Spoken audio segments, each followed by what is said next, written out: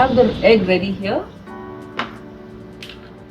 and the important thing to remember is to keep the pastry always moist. So I'm keeping it moist here with the help of a damp clean cloth, and even after I remove each pastry sheet, I'll keep it covered with a damp cloth. Let me show you how I remove each sheet.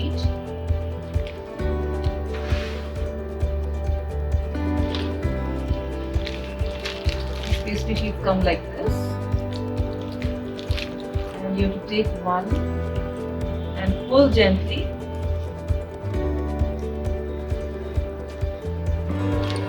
and you have your sheet. Now this sheet has to be, as I said, kept moist, or it will get completely dry and we can't use it anymore.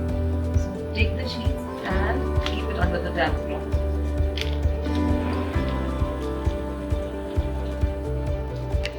I'm going to take one more sheet. Today I'm going to make mini samosas.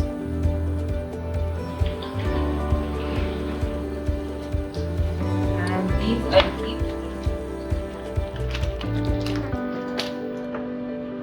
moistened like this.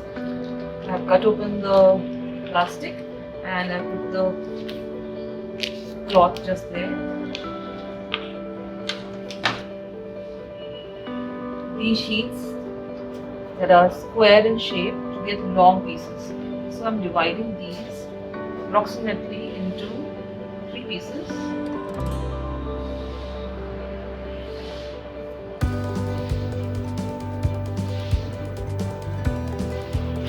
With the help of this pizza cutter.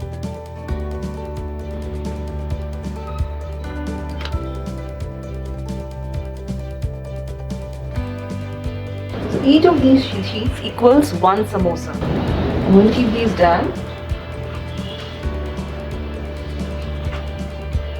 Take one of these. I have the egg over here, ready. Take the filling that we have ready. Remember, keep this ready.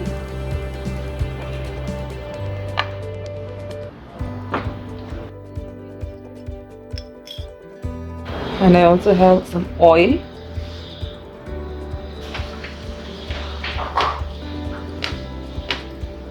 First, oil the tray on which I'm going to air fry. That is ready.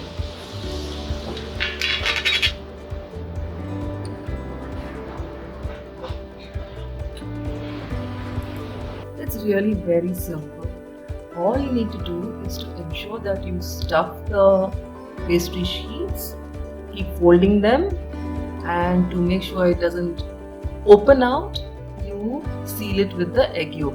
Now there are other things that you can use. You can use water, you can use maida, but I think the egg gives a particular taste to the pastry sheet, and that's why I use egg yolk, and it makes it golden brown, it makes it crisp, and it also gives a taste to the whole thing.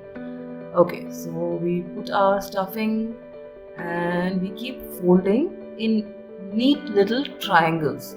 So try to get a triangle every time you fold. Coat with egg, fold over again to get another triangle. Just keep doing this process, tucking in firmly every time to get as good a shape of a triangle as you can. And finally, of course, the last bit you will seal very firmly with egg yolk, with the egg mixture. Now since we are air frying it, it doesn't matter all that much if it opens up, though it won't.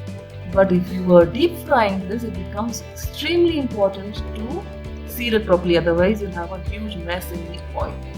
There you have a neat, cute little triangle. These beauties are really tasty. Now if some samosas don't look like this and are not quite the right shape, don't worry, it will still be tasty. Now that was one method. I'm going to show you another method, though I prefer the first method.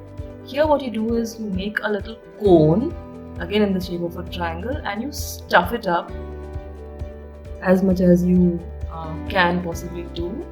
You can even use your fingers to stuff it, and then you seal it with egg.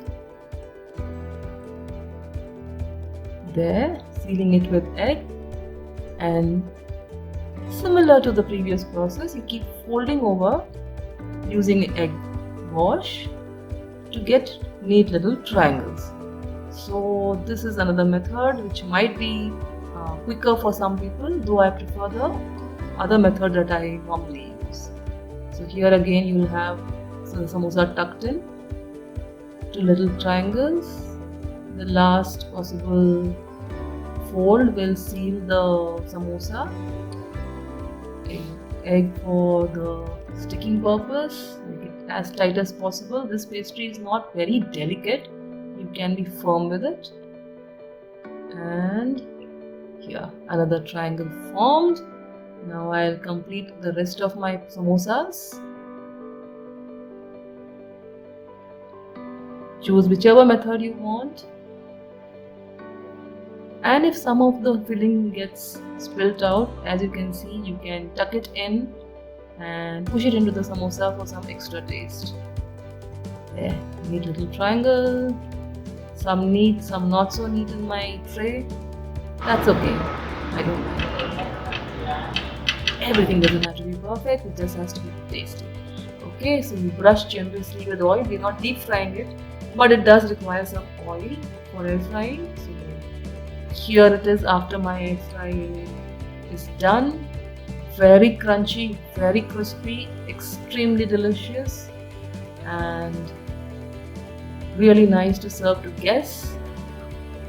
You can have it with imli chutney, or sometimes I also use Szechuan.